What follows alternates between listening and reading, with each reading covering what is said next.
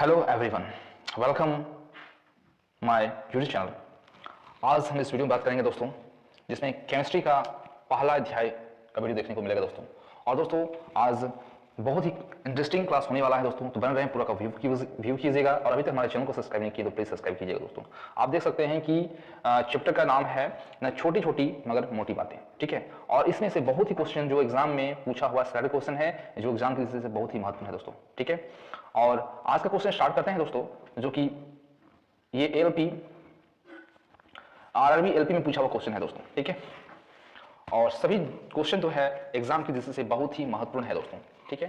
तो दोस्तों बन रहे हैं और पूरा का पूरा व्यू कीजिएगा, ठीक है। तो दोस्तों क्वेश्चन है, निम्नलिखित में से कौन से रासायनिक संयोजन दो महत्वपूर्ण नियमों की स्थापना करके रसायन विज्ञान की नींव रखी थी, ठीक है। तो इसका आंसर दोस्तों होगा एंटोनी एल लेवोजियर होगा, ठीक है। नेक्स्ट क्वेश्चन देखिए ना, इनकी नाभिकीय भौतिकी में योगदान 1960 में इन्हें नोबेल पुरस्कार से सम्मानित किया गया है, ठीक है। अब केमिस्ट्री का पहला क्वेश्चन है, जो कि आरआरबी एनटीपीसी में पूछा हुआ, सभी क्वेश्चन एग्जाम में पूछा हुआ क्वेश्चन है दोस्तों। तो क्वेश्चन है, इलेक्ट्रॉन जो परमाणु के एक घटक है, इसकी खोज की, ठीक है। तो इसका आंसर जो होगा दोस्तों ऑप्शन नंबर ए होगा, जे थॉमसन ने किया है, ठीक है।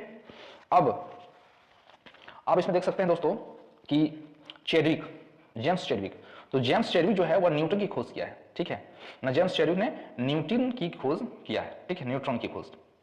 और चेडविक क्या था ना, एक ब्रिटिश भौतिकी वैज्ञानिक था, ठीक है, ब्रिटिश भौतिकी वैज्ञानिक था, ठीक है।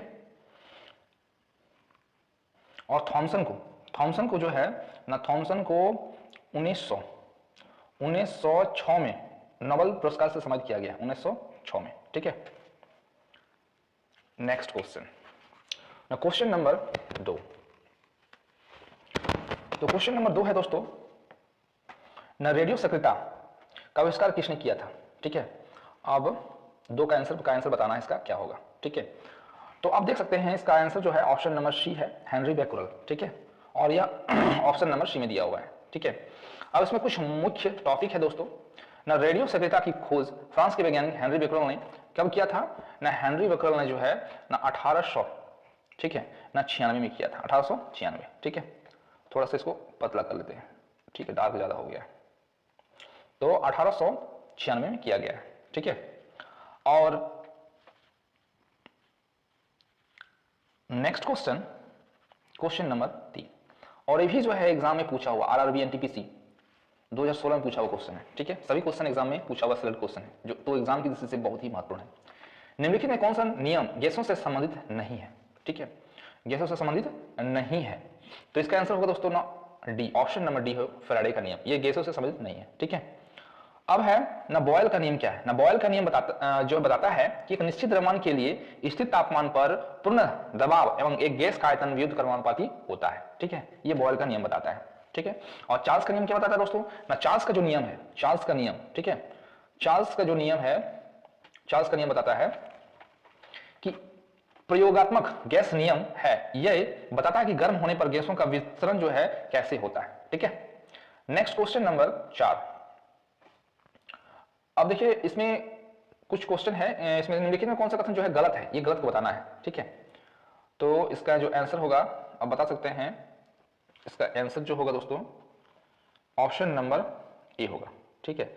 एक ठोस का बोला है कि पदार्थ का आकार अनिश्चित होता है, तो ठोस का जो आकार होता है वो निश्चित होता है, अनिश्चित नहीं होता है, ठीक है। तो ये क्वेश्चन जो है गलत है। और बाद बाकी ऑप्शन नंबर बी जो है ना, पदार्थ के आयतन निश्चित होते हैं, ये सही है। ठोस पदार्थ के जो आयतन है वो निश्चित होते हैं, सही है। ठोस पदार्थ कठोर होते हैं, ये भी सही है। ठोस पदार्थ लगभग असंबंधित होते हैं, ये भी सही है, ठीक है। अब नेक्स्ट क्वेश्चन, कुछ परिभाषा यहां दिया हुआ है ठोस का, ठीक है, एक मिनट। हाँ देखिए ना, ठोस क्या है ना, इसका आयतन और आकार दोनों निश्चित होते हैं, जैसे कि पत्थर और कोयला इत्यादि।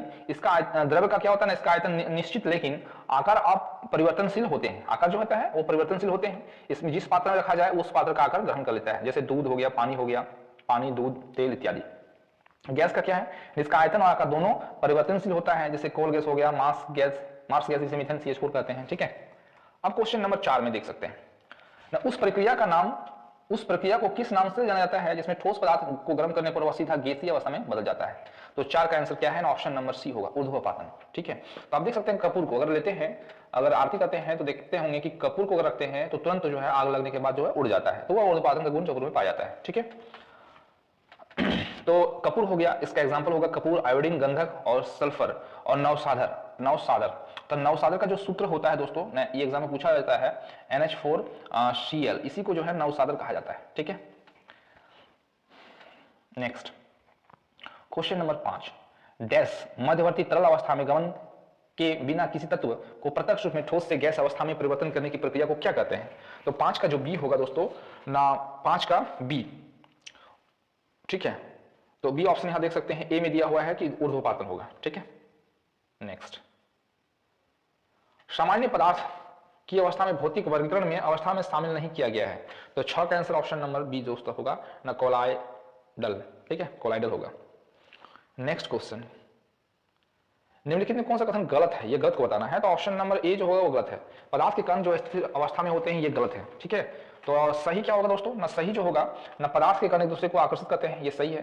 पदार्थ के कण के बीच में रिक्त स्थान होता है, ये भी सही है। पदार्थ के कण बहुत छोटे होते हैं, ये सही है। ठीक है, अब है सॉल्यूशन, यहां देख सकते हैं कि दुनिया में कोई वस्तु स्थान घेरता है जिसका द्रव्यमान हो, संचार में परिवर्तन का विरोध करता हो, पदार्थ कहलाता है।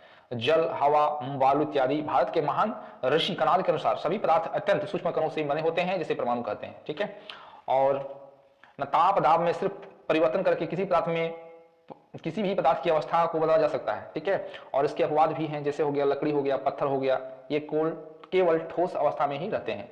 जल जो होता है वह तीनों यानी भौतिक अवस्था में रह सकता है। ठीक है, ठोस, द्रव और gas. Next question, next question number 7, chromatography की तकनीक का प्रयोग किया जाता है, तो 7 नंबर का आंसर क्या होगा? तो 7 का आंसर जो होगा दोस्तों ना, डी होगा, एक मिश्रण में अवयवीय पदार्थों को अलग करने में। ठीक है, पदार्थ को अलग करने में। नेक्स्ट क्वेश्चन, निम्नलिखित में से किसे अन्य नाम में नहीं बांटा जा सकता है? 8 का, तो 8 का आंसर बी होगा दोस्तों, एटम, नहीं बांटा जा सकता है। ठीक है, अब इसमें कुछ टॉपिक हैं कि मिश्रण जो है वह 2 प्रकार के होते हैं, एक समांगी मिश्रण होते हैं, एक विषमांगी मिश्रण होते हैं। ठीक है, ये याद रखना है। अब क्वेश्चन नंबर 9 ना, कौन आधात्विक खनिज हैं? तो 9 का सी होगा, सिलिका जो है वो आधात्विक खनिज है। ठीक है, ना धात्विक खनिज इसमें कच्चे रूप में धातु होते हैं, धातु कठोर होते हैं जो गर्म बिजली का संचरण करते हैं, इसमें विशिष्ट चमक या दमक होती है, लोह, अयस्क, बॉक्साइट, मैग्नीज इत्यादि हैं। ठीक है, और आधात्विक खनिज क्या होता है? इसमें धातु नहीं होते हैं, ये मूल रूप से कार्बनिक होते हैं, है ना, और जैसे कि जीवाश्म ईंधन, संगमरमर, अवरक, चूना पत्थर और ग्रेफाइट इत्यादि इसके अंतर्गत आते हैं। अब देखिए ये भी क्वेश्चन ALP आरबी 2018 में पूछा हुआ है, निम्नलिखित में वैज्ञानिक के पदार्थों की 5वीं अवस्था के कुछ गुण थी, तो गणना किया था, कुछ गणना जो किया था वो सत्येंद्रनाथ बोस ने किया था। ठीक है, अब कुछ टॉपिक है यहाँ कि 1920 में भारतीय भौतिकी वैज्ञानिक सत्येंद्रनाथ बोस ने पदार्थ की 5वीं अवस्था के कुछ गणना किए थे। ठीक है, इसकी गणना के आधार अल्बर्ट आइंस्टीन ने बोस-आइंस्टीन कंडेंसेट के रूप में पदार्थ की नई अवस्था में भविष्यवाणी की थी। प्लाज्मा जो है पदार्थ पहचान सबसे पहले क्रूक ट्यूब ने की थी और इसके वर्णन जो है विलियम्स क्रूक ने किया था। नेक्स्ट क्वेश्चन 10 ना, परमाणुीय नामक खोज था किसने? तो ऑप्शन नंबर ए होगा दोस्तों, रदरफोर्ड ने। अब परमाणु के नाभिक की खोज जो है रदरफोर्ड ने ना कब किया था? ना 1911 में। ठीक है, ना 1911 में परमाणु के नाभिक की खोज किया गया था। ठीक है, और जे थॉमसन ने इलेक्ट्रॉन की खोज किया था। जे थॉमसन जो है वह इलेक्ट्रॉन की खोज किए थे, इलेक्ट्रॉन की खोज। ठीक है, इलेक्ट्रॉन की खोज किए थे कब? ना 1897 ईस्वी में। ठीक है, अब है नेक्स्ट क्वेश्चन ना, एटम में न्यूट्रॉन की खोज किसने की थी? ठीक है, तो 11 का जो आंसर है दोस्तों ना, ऑप्शन नंबर बी होगा, चैडविक ने किया था। एटम में न्यूट्रॉन की खोज जो है वह चैडविक ने किया था। ठीक है, और न्यूट्रॉन की खोज 1932 में चैडविक ने किया था। ठीक है, न्यूट्रॉन की खोज 1932 में चैडविक ने किया था। ठीक है, चलिए नेक्स्ट क्वेश्चन, परमाणु के कक्षों को भरने का क्रम नियंत्रित होता है, तो 12 का ऑप्शन नंबर ए होगा, अफबाउ सिद्धांत द्वारा होगा। ठीक है, अफबाउ सिद्धांत द्वारा। नेक्स्ट, सितारों को प्लाज्मा बनाने के कारण क्या है? तो ऑप्शन नंबर डी होगा, उच्च तापमान होगा।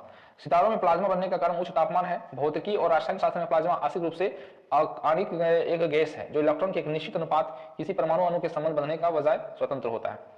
और पदार्थ की जो चौथी अवस्था है वो प्लाज्मा है, और पदार्थ की 5वीं अवस्था जो है बोस-आइंस्टीन कंडेंसेट है। ठीक है, नेक्स्ट क्वेश्चन 12 है, 12 के बाद 13 क्वेश्चन होगा, ठीक है। चलिए नेक्स्ट।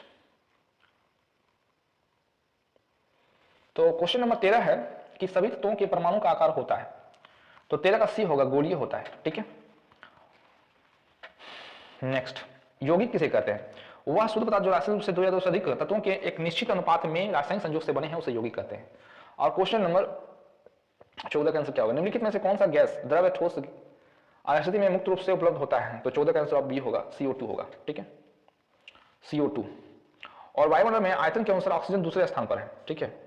और वायुमंडल में ऑक्सीजन की जो मात्रा है, ऑक्सीजन O2 की मात्रा, वायुमंडल में O2 की मात्रा जो है वह 20.93% पाया जाता है, ठीक है। ये एग्जाम में पूछा जा सकता है। नेक्स्ट, ताप बढ़ने पर सभी पदार्थों की विलयता क्या होता है? ऑप्शन नंबर डी, कुछ पदार्थों की बढ़ती है और कुछ पदार्थों की घटती है, ठीक है। नेक्स्ट, ये भी जो है RRB ALP में पूछा हुआ क्वेश्चन है दोस्तों।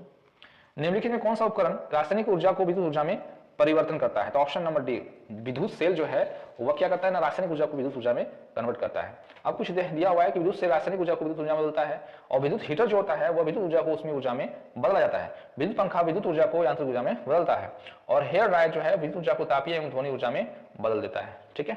नेक्स्ट क्वेश्चन, शुष्क सेल में जो ऊर्जा संग्रहित होती है वह क्या है? तो 17 का आंसर क्या होना चाहिए दोस्तों? 16 का आंसर बताइए। तो इसका आंसर होगा दोस्तों ना, रासायनिक होगा, बी, ठीक है। नेक्स्ट, कोई भी पदार्थ जो स्वयं को परिवर्तित किए बिना रासायनिक अभिक्रिया की दर से प्रभावित करने में समर्थ हो उसे कहा जाता है। तो 17 का जो आंसर होगा दोस्तों ना, बी, उत्प्रेरक होगा। 17 का आंसर बी, उत्प्रेरक होगा। नेक्स्ट, जिस रासायनिक अभिक्रिया में ऊष्मा निकलती है उसे अभिक्रिया को कहा जाता है, तो क्या कहा जाता है दोस्तों? तो 18 का जो आंसर होगा ऑप्शन नंबर ए, ऊष्माक्षेपी कहा जाता है।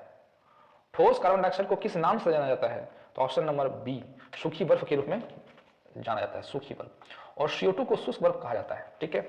और इसे शुष्क बर्फ इसलिए कहा जाता है क्योंकि यह गैस ठोस होती है और बर्फ की तरह दिखाई देती है। यह मुख्यतः कूलिंग एजेंट के रूप में प्रयोग किया जाता है, ठीक है।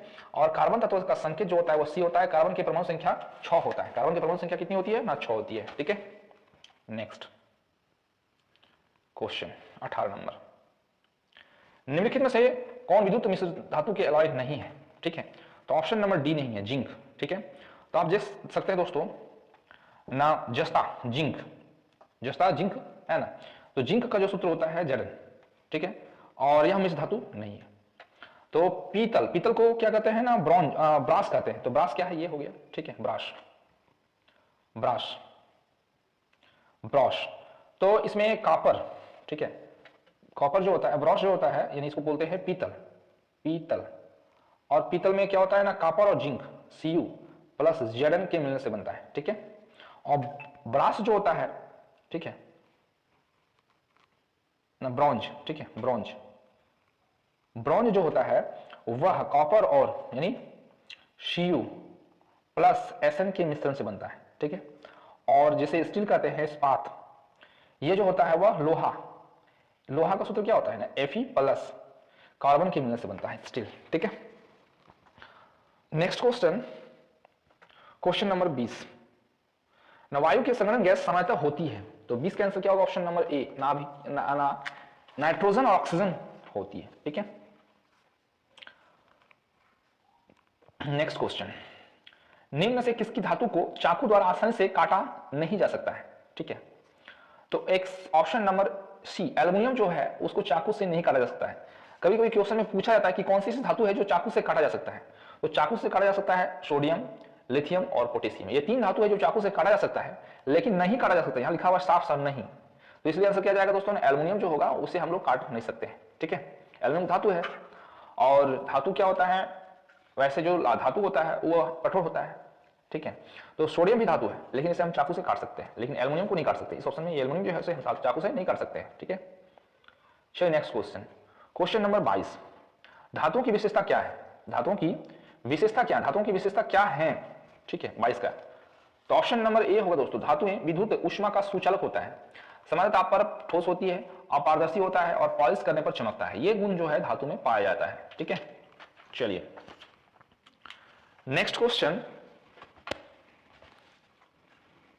23 नंबर, कौन सी धातु सबसे हल्की है?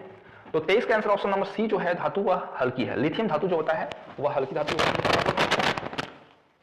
और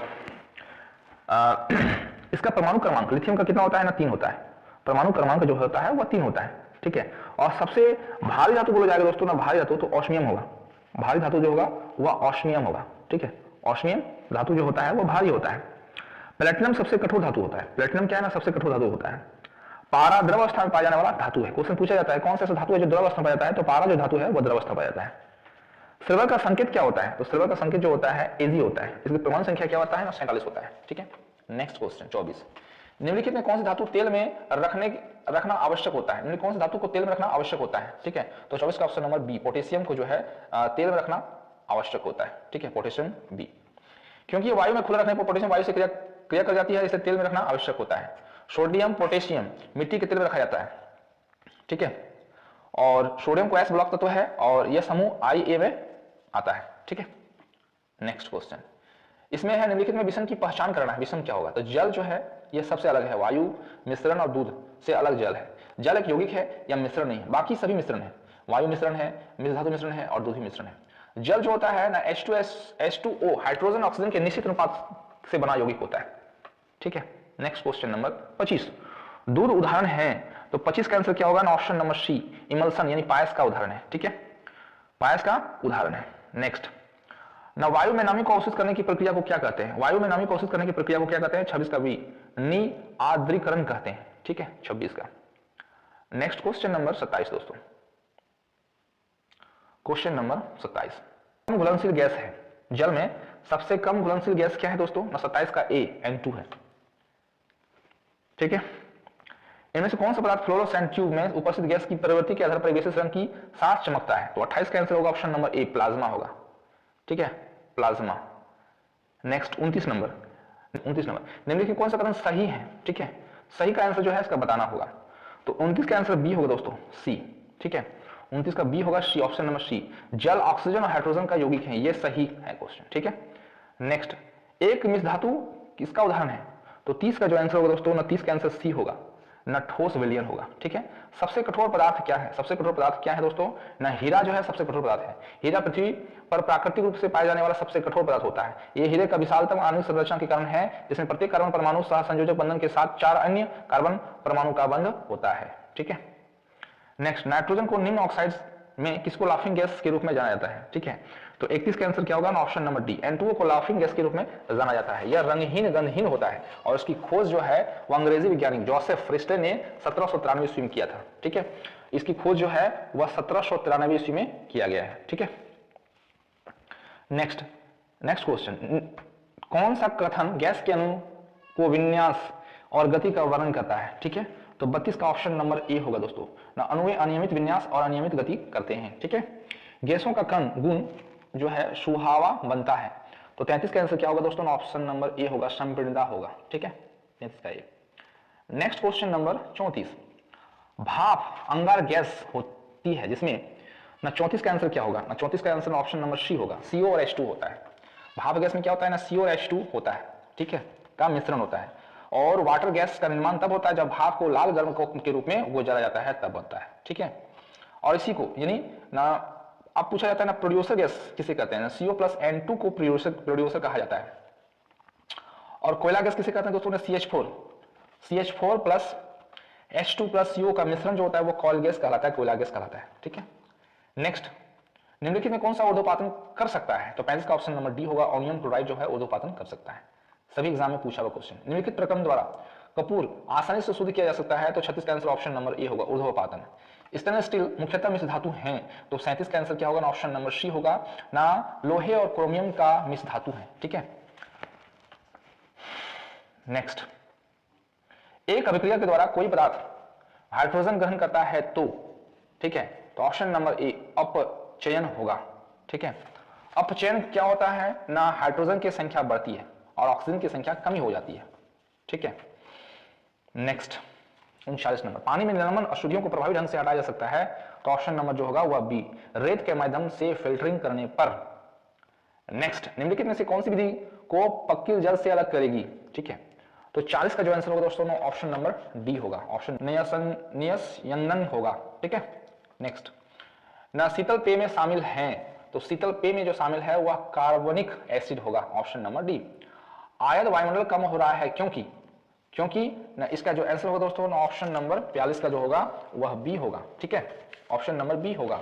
हाइड्रोजन परमाणु सक्रिय और अधिक संख्या में थे। नेक्स्ट क्वेश्चन, हाइड्रोजन कौन से समस्थानिक सक्रिय हैं, ठीक है, तो 43 का आंसर क्या होगा, ऑप्शन नंबर सी, ट्राइसियम होगा, ठीक है। अब देखिए ना हाइड्रोजन की जो होते हैं वो 3 समस्थानिक पाए जाते हैं, प्रोटियम, ड्यूटेरियम और ट्राइटियम होगा। हाइड्रोजन की खोज जो है वह हेनरी कैवेंडिश ने किया था और इसका जो नामांकन है वह लेवाशिये ने किया था, ठीक है। और हाइड्रोजन आवर्त सारणी का पहला तत्व होता है जो सबसे हल्का तत्व होता है। ब्रह्मांड में H प्रचुर मात्रा में पाया जाता है, ठीक है। तारों और सूर्य का अधिकांश द्रव्यमान जो है हाइड्रोजन से बना हुआ है, ठीक है। तो इतना क्वेश्चन इससे बना सकते हैं। हाइड्रोजन में एक इलेक्ट्रॉन केवल हीलियम के विन्यास प्राप्त करने की प्रवृत्ति होता है, इस प्रवृत्ति को समानता होती है, तो चॉइस का डी होगा दोस्तों ने हैलोजन होगा, ठीक है। नेक्स्ट 45 नंबर, नेक्स्ट का क्वेश्चन 45 नंबर जो है वह भारी जल का रासायनिक सूत्र क्या है, ये निकालना है। भारी जल का रासायनिक फॉर्मूला 45 का बी होगा, D2O को भारी जल कहा जाता है। नेक्स्ट, इनमें कौन सा रासायनिक परिवर्तन है, तो 46 का आंसर ऑप्शन नंबर ए होगा, मक्खन का खट्टा होना, ये जो है रासायनिक परिवर्तन है, ठीक है। अब इसमें ये जाना जरूरी दोस्तों कि भौतिक परिवर्तन रासायनिक परिवर्तन किसे कहते हैं। तो भौतिक परिवर्तन वह परिवर्तन है जिसमें पदार्थ के आकार, रंग, आकृति में परिवर्तन होता है, भौतिक परिवर्तन कहलाता है, और रासायनिक परिवर्तन में नहीं होता है, ठीक है। अब भौतिक परिवर्तन के कुछ एग्जांपल दे रहे हैं दोस्तों, मोमबत्ती का पिघलना, बर्फ का पिघलना, लोहे का चुंबकीय होना, घी का पिघलना, जल में नमक का घुलना, बल्ब का जलना, लोहे में तार का गर्म होना, CO2 में सूखी बर्फ का बनना, ये सब जो है वो भौतिक परिवर्तन है। इसका मतलब इसे हम बार बार प्रयोग में ला सकते हैं। लेकिन जो रासायनिक परिवर्तन क्या होता है, एक बार प्रयोग करने के बाद अपने आप नष्ट हो जाता है, खराब हो जाता है, बेकार हो जाता है, यूज नहीं कर सकते हैं। जैसे मोमबत्ती का जलना, तो मोमबत्ती जल जाता है तो फिर इसका हम लोग प्रयोग नहीं कर सकते हैं, ठीक है। दूध से दही बनना, पदार्थ का दहन और जलना, लोहे में जंग लगना, भोजन का पाचन होना, फलों का पकना, स्टार्च में शराब का बनना, मक्खन का खट्टा होना, ये सब जो है वह रासायनिक परिवर्तन के उदाहरण हैं। निम्नलिखित में कौन सा रासायनिक परिवर्तन के उदाहरण हैं, तो 47 का ऑप्शन नंबर सी होगा, वायुमंडल में मैग्नीशियम तार का जलना होगा, ठीक है। नेक्स्ट, रासायनिक परिवर्तन होता है जब, तो 48 का आंसर ऑप्शन नंबर ए होगा, लोहे पर जंग लगना जो है रासायनिक परिवर्तन के उदाहरण है। जैव यौगिक समानता बनता है, तो 49 का ऑप्शन नंबर जो होगा वह डी होगा, सह संयोजन आबंध द्वारा, ठीक है। 12 डिग्री पर जल की भौतिक अवस्था क्या होगी, तो 50 का सी होगा दोस्तों, द्रव अवस्था में होगा, ठीक है, क्योंकि 4 डिग्री से इधर जो होता है वो ठोस में आना, बर्फ बनना स्टार्ट हो जाता है, और 100 डिग्री सेल्सियस पर जो है उबलना स्टार्ट करता है, ठीक है, तो ये जानना जरूरी है। निम्नलिखित में कौन सा भौतिक भिन्न है वो चुनना है, 51 का, तो 51 का जो सी होगा डी, यानी ऑप्शन नंबर जो है डी है, पीतल जो है ये सबसे अलग है, एल्युमिनियम, तांबा और लोहा ये समान है, बात की पीतल जो है ऑप्शन नंबर सी का डी सही है, ठीक है। नेक्स्ट, पोटेशियम नाइट्रेट का प्रयोग मुख्यतः डैश में होता है, तो 52 का आंसर जो होगा वह रासायनिक खाद के रूप में इसका प्रयोग किया जाता है। निष्क्रिय विलयन का पीएच मान क्या होता है, तो 53 का आंसर ऑप्शन नंबर बी, ये तो ना तो अम्ल होता है ना ही क्षार होता है, इसलिए निष्क्रिय विलयन माना गया है। निम्नलिखित में किसे परिवर्तन करके पदार्थ की को एक अवस्था में दूसरी अवस्था में परिवर्तन किया जा सकता है, ठीक है, परिवर्तन किया जा सकता है, तो ऑप्शन नंबर डी जो होगा वह तापमान के रूप में होगा, ठीक है। नेक्स्ट, पदार्थ के छोटे कण होते हैं, कौन है, तो पदार्थ के जो छोटे कण है 54 का बी होगा, परमाणु होगा। ऐसे तत्व जो इसमें इलेक्ट्रॉन की संख्या भिन्न है लेकिन द्रव्यमान की संख्या समान हो कहते हैं, तो ऑप्शन नंबर बी होगा, समभारिक कहा जाता है, ठीक है। परमाणु भार क्या होता है, अब है किसी परमाणु संख्या जिनकी परमाणु संख्या द्रव्यमान संख्या भिन्न भिन्न हो, उसे नाभिक में न्यूट्रॉन की संख्या समान हो, समन्यूट्रॉनिक कहलाता है, ठीक है। अब देखो समस्थानिक किसे कहते हैं, एक ही तत्व ऐसे परमाणु जिसमें प्रोटॉन और इलेक्ट्रॉन की संख्या समान हो परंतु न्यूट्रॉन की संख्या भिन्न भिन्न हो, समस्थानिक कहलाता है। समस्थानिक को परमाणु संख्या समान होती है, द्रव्यमान संख्या भिन्न होती है। नेक्स्ट, समस्थानिक तत्वों के वैसे परमाणु जिनके परमाणु क्रमांक समान परमाणु क्रमांक परंतु भिन्न परमाणु द्रव्यमान होता है। 56, निम्नलिखित में रासायनिक परिवर्तन के उदाहरण हैं, तो 56 का आंसर ऑप्शन नंबर बी, सब्जियों को पकाने पर उनका मुलायम हो जाना, ये होगा। जल का वाष्प में बने परिवर्तन होना, ये कहलाता है 57 का बी, भौतिक परिवर्तन होगा। निम्नलिखित में कौन सा रासायनिक परिवर्तन का उदाहरण है, तो 58 का आंसर बी होगा दोस्तों, ठीक है, 58 का आंसर बी, केवल 3, ठीक है। तो केवल 3 में आप देख सकते हैं ना, दूध का खट्टा होना रासायनिक परिवर्तन है, ठीक है। चलिए नेक्स्ट क्वेश्चन, जब लोहे को नम्र वायु में रखा जाता है तो हाइड्रेट आयरन ऑक्साइड यानी FeO3 का एक लाल भूरा रंग परत पर इस सतह पर जम जाता है, इसे लाल भूरे रंग की परत को कहते हैं। तो 59 का आंसर होगा दोस्तों बी होगा, ठीक है, जंग कहते हैं, ठीक है ना। इस्पात संयंत्र की वाती भट्टी में उत्पादित होने वाले लोहे के नाम से जाना जाता है, तो 60 का आंसर होगा सी, पिग लोहा होगा। नेक्स्ट, स्टील को वातावरणीय ह्रास से बचाने के लिए व्यापक रूप से प्रचलित जिंक कोटिंग की विधि है, तो 61 का आंसर बी होगा, ना गैल्वेनाइजिंग होगा। ना कांसा जो है एक मिश्र धातु है, तो 62 का आंसर सी होगा, तांबा और टील का धातु है, ठीक है। तो चलिए कुछ मिश्र धातु पढ़ लेते हैं। जो तो पीतल होता है वह तांबा और जिंक का होता है, तांबा और जिंक का जो होता है वह पीतल होता है, ठीक है। तांबा के जिंक से क्या होता है ना, पीतल बनता है, पीतल, ठीक है। और गन मेटल से क्या होता है ना, तांबा टीन जिंक, तांबा टीन और जिंक ये जो होता है ना वह गन मेटल होता है, गन मेटल बनता है, ठीक है। नेक्स्ट, सोल्डर टीन और सीसा से बनता है। जर्मनी सिल्वर जो होता है तांबा जिंक और निकिल से होता है, और नाइक्रोम जो होता है वह निकेल और क्रोमियम से होता है दोस्तों। तो दोस्तों आज हम लोग जो है केमिस्ट्री का पहला पार्ट पढ़े, और आज का क्वेश्चन यहीं समाप्त होता है। और सभी क्वेश्चन एग्जाम में पूछा हुआ क्वेश्चन था दोस्तों, और इसी तरह का वीडियो पाते रहने के लिए हमारे चैनल को सब्सक्राइब कीजिए और शेयर कीजिए दोस्तों। तो दोस्तों आज का इतना ही। जय हिंद, जय भारत।